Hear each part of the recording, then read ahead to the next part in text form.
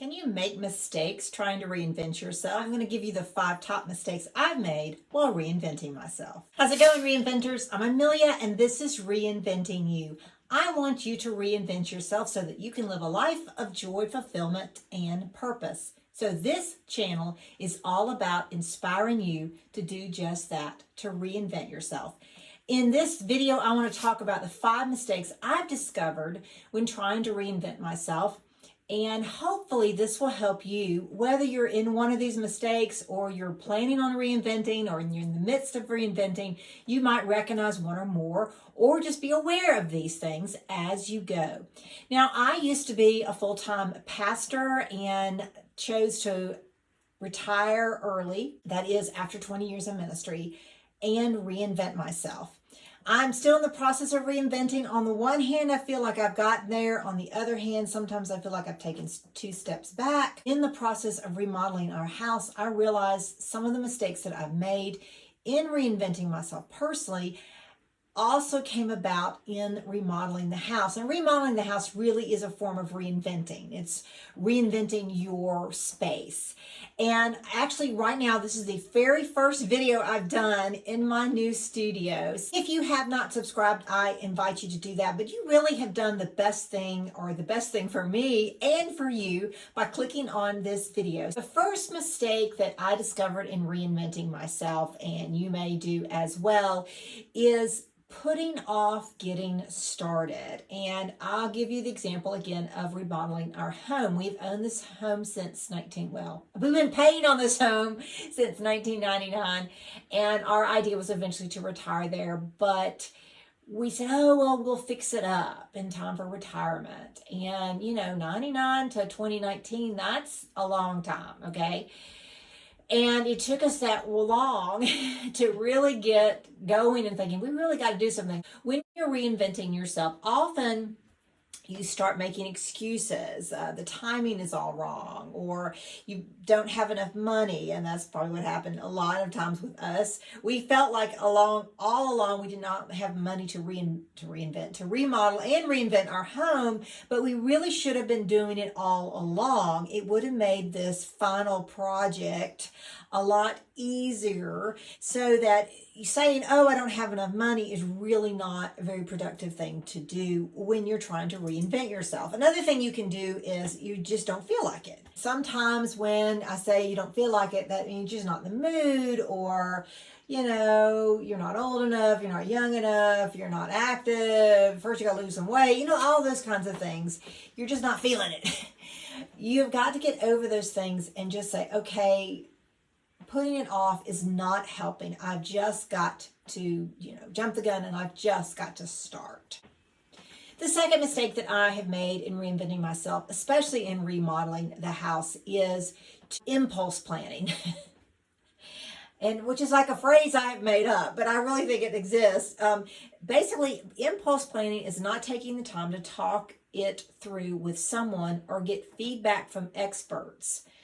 And then letting it sit for a while. We just basically went from a suggestion of an architect and the suggestion of a contractor, when we really probably should have gotten a couple of made a couple of bids, and tried to see what really worked for us.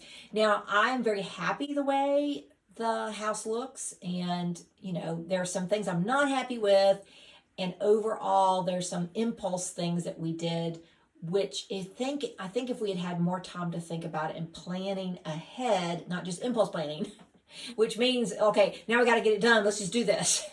Instead of saying, do we really want that? Is that really what we need? Is that really the priority? One of the things that I know that my husband wanted, bookshelves in his office, in his area. But the original plan was simply to put some shelves he already had, which I'll show you here, which are now in our little utility room, and put them on the wall, and then put a board across and kind of create a shelf there, and then maybe put other shelves above that, like might anchor them to the wall, but they weren't like built in. They were just prefab shelves he was going to use. And we ended up having shelves built for his office, which is wonderful. They look great, but it cost a heck of a lot of money and took away from other things that we really want to do, such as screen in the front porch, which we have yet to do. It was sort of impulse planning and, oh no, let's do this, let's that. And we should have really at the beginning sat down and said, okay, what do we really want done in this room? And if you really wanted built-in bookcases, I think we should have made that a second separate thing and not part of the remodeling process. So impulse planning can get you in trouble. In other words, because you're not thinking things through and you're not thinking, well, what is really the necessary first steps that I need to make before I do this other thing? And you can really get yourself into a corner or get yourself boxed in or get yourself where you're not quite done with the work and you've kind of exhausted your resources, your energy, your money. The third mistake I've made in reinventing is getting angry over the wrong things. I think that part of the thing, my anger, and personally, and I think this is true for most people, when you get angry over the wrong things, you really have to stop and ask some questions. First of all, was it your mistake? If it was your mistake, then you need to pull up your big person underwear and move on. You learn, grow, and deal with it. Now, you might get angry at yourself for a while, but just go on. Okay, that was my mistake. I have to learn I know not to do this again. I need to move on. Was it someone else's mistake? Now, a little anger is never a bad thing, but don't let it consume you. And there were a lot of things I got angry about over the course of remodeling our house. When it's your life and you're reinventing yourself, when you have other people's mistakes, yeah, it's good to realize you're angry and realize it's an emotion to have and it's not bad, but also know you need to handle it properly. You don't want it to consume you. You don't want it to be just this all, that's all you can think about.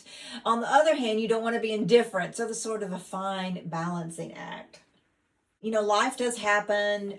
Find someone who will let you rant but not get out of control. And let me tell you, friends like that are worth more than gold. One of the things that I appreciated is I had a couple of friends who would listen to me gripe about things that were going on here, so that if you are going through a reinventing process, you need to look out for somebody who's a really good trusted friend who can listen to you gripe and to rant, so that when life happens like 2020, you can have that safe space. Now, it could be a paid person, it could be a counselor, a therapist, somebody like that. That's okay too, but find a safe place where you can rant without getting yourself into trouble. I was looking at my example here about the flooring, where we should have been more proactive, but our mistake in trying to use a big name store. And what happened with the flooring was, we really wanted bamboo flooring in the house, and our contractor uses a particular flooring person, and he said, well, I'll have to see if I can get bamboo flooring or flooring that looks like bamboo, the same shade. And I think the same shade he was looking for in vinyl. But he came back to us and said, I can't find that shade in vinyl, and I really don't like doing bamboo flooring because it's very difficult to put in. Apparently, normal flooring you can just nail in or screw in from the top, but the bamboo you have to do from the side, and you can split it easily. Anyway, it's very difficult. So we went to a brand name store, and they came out and measured, and then they said, anyway, it's a long story. Suffice it to say, we end up putting down a whole subflooring, which we didn't have to do. We put down a whole subflooring, and then we ended up going back to that first guy, and he still didn't have what we wanted, so we went to have another store and got vinyl flooring, and that's what we ended up being put down by the first guy. But at some point, I'm assuming the first guy, but I'm not sure who it was, measured our house incorrectly. So we have $3,000 worth of flooring that's still in the box. And guess what? The store that we purchased it from won't take it back. Although they'll take it back. They'll take it back, but they'll only give us $150. But then they can turn around and sell that same flooring for about $9,000. So that's what's going on in the world of construction in this time of pandemic. But also, it's like, okay, where do you get angry there? Where do you say, okay, what happened there? Okay, so I want to know if you're in the middle of reinventing, whether it's reinventing your space, reinventing your relationships, reinventing your job, it wasn't just career. one thing. Please, right here, I want you to give me a thumbs angry up at? and then down in the comments below saying, I'm angry too, or I've gotten angry too in the process of reinventing myself. Because I want to know that I'm not the only person who gets angry while reinventing.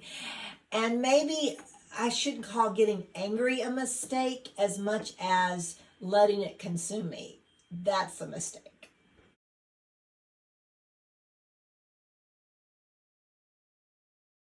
The desperation to just get there.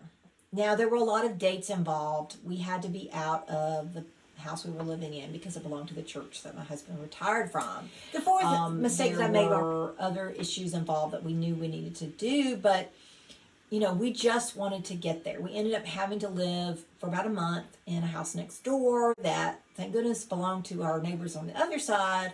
We were able to live. So we had a place. It was not like fancy or anything, but we did have a roof over our heads and a place for our pets. And that was also an issue. What are we going to do with 2 cats and a dog? And I think we were very justified in being upset about the change in date. We didn't really get into the house until about August 1st, maybe a little bit after August 1st.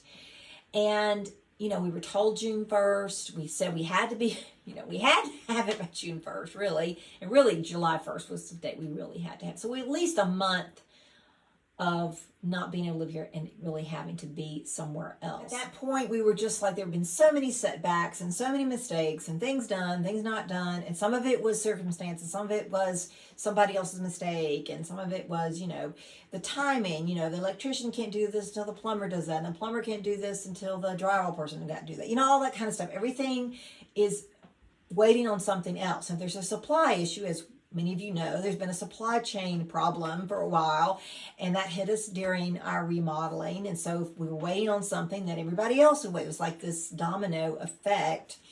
And, we were just jumping in the bit. We got to get there. We just want to get in. We want to get in. And we end up having to move into the house and sleeping, even though it was not ready any other way for habitation. There was no running water. There's no bathrooms. We did have electricity.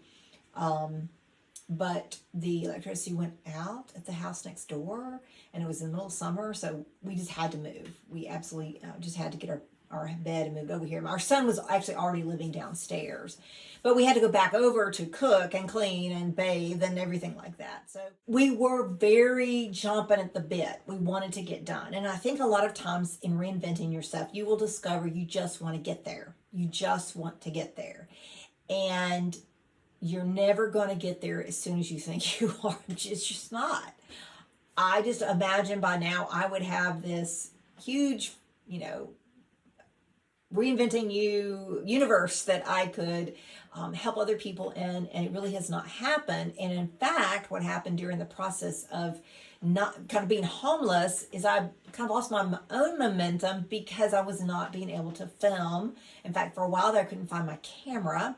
I should have just used my iPad like I'm doing today. But anyway, there were some things that, I just was having a hard time and just having a hard time dealing. I just wanted to get there so I could get things done, when probably I really should have just taken the time to go ahead and make videos and not worry about being perfect or having the right equipment or the perfect equipment or whatever, or being in the house. So that's what you have to do. When you're reinventing yourself, you have to work around all of those things that you just think, are going to stop you from getting there. I don't want to say appreciate the journey, but that's part of it. Maybe don't wait for the journey's end to really do the things you need to be doing. The fifth mistake that I made was losing hope. I got to the point in the remodeling process and all of the things that we're going through, and I thought, are we ever going to get there? Definitely the whole process took a lot more money than we expected or we had, and all those kinds of things. Definitely getting here took a lot more money than we expected, took a lot more time than we expected, took a lot more energy than we expected. It's just taken a lot out of us, my husband and myself, and probably our son too. And so at one point, I just found myself losing hope, even though hope was sort of my mantra for the whole year. It is so easy to say when you're reinventing yourself, I just give up. It really is. It's so easy to say, forget it. I'm not going to do this. And I think that was part of one reason why I wasn't filming any videos. I had basically lost kind of hope. The really funny thing about it is, in fact, even this morning I looked, I'm up to 799 subscribers. I gained 200 subscribers and only put out 2 videos in about 4 months. I don't understand that. According to all the experts on YouTube, you're not supposed to be able to do that, but that's what happened. So even though while I was losing hope, things were still happening in the background, which is just kind of hilarious when you think about it. So a couple of my older videos, I don't say they went viral. Well, they've gotten very popular. A couple of them are like, why? But that's what happens. You know, you lose hope and you just feel, but things are still going on in the background. For us, it just felt like we needed a win. Everything was, you know, gosh, no. The example that I'm going to give here is the countertop. I guess, you know, we lost hope, but then when they finally put the countertops in, and my husband had exactly said, this is what I want to show on the countertops, and it does. And when they came in, you know, even though it wasn't, you know, completely finished, there's still some things to be done in the kitchen. It really felt like, finally, we're getting somewhere. This looks really good. And I just can't tell you how much we do like our countertops in our kitchen. So even though we were losing hope, things really did work out. Are you in the midst of reinventing yourself? Which of these 5 mistakes can you relate to most? Let me know in the comments below. I want to hear from you. And maybe you can find 5 or 6 more that you discovered while reinventing yourself. Don't forget to like, subscribe, and share this video. I'm Amelia. This is Reinventing You. I'm so glad that you've been with me through this journey, and I hope that you will learn something from my mistakes. Have a great one.